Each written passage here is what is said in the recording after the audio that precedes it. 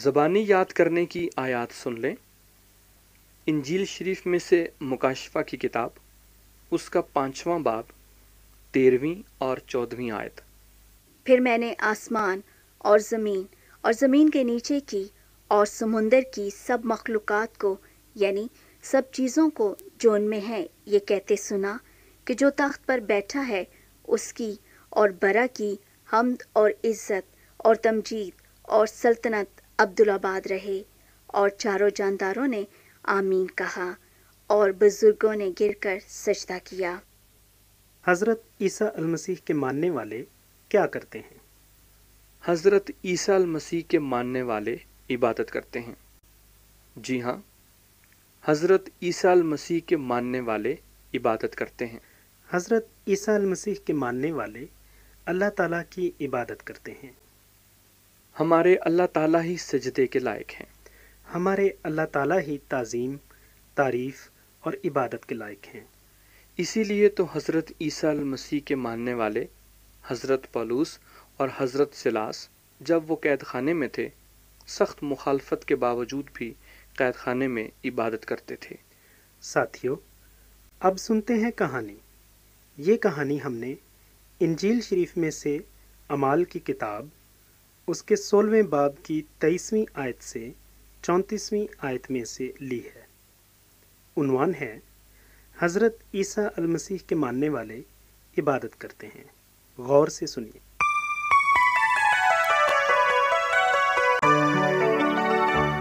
हज़रत ईसा अल मसीह के मानने वाले इबादत करते हैं। हज़रत ईसा अल मसीह के मानने वालों की जमात सख्त मुखालफत का सामना कर रही थी।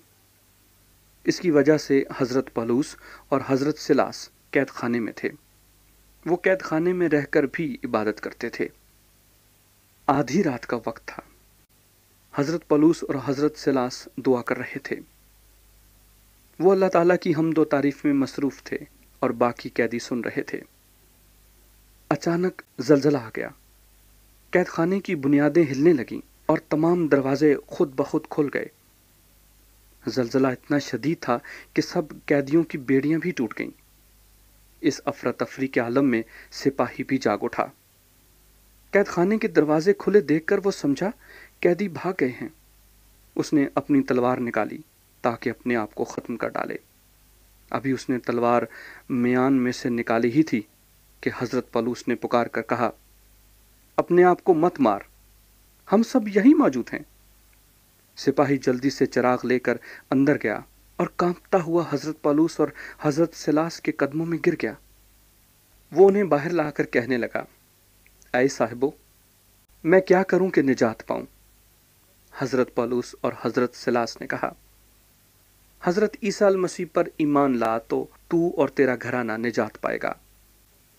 उन्होंने सिपाही और उसके सारे घर वालों को अल्लाह ताला का कलाम सुनाया। सिपाही उसी वक्त उन्हें अपने घर ले गया। घर जाकर उनके जख्म धोए और उसी वक्त अपने तमाम घर वालों समेत बपतिस्मा लिया। उसने उन्हें अपने ऊपर घर में खाना खिलाया और अपने तमाम घराने समेत अल्लाह ताला पर ईमान लाकर बड़ी खुशी मनाई।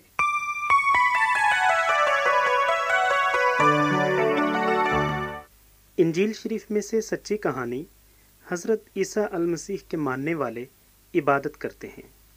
आप सुन रहे थे। ज़रा सोचिए, इस कहानी में हमारे लिए क्या सबक है?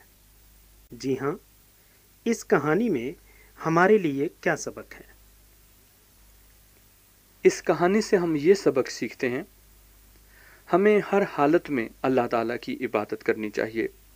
जिस तरह हज़रत पौलुस और हज़रत सिलास ने कैद खाने में रहकर की, वो कैद खाने में भी अल्लाह ताला की हम्द व तारीफ़ कर रहे थे और अल्लाह ताला ने उनको अपना जलाल और कुदरत दिखाई।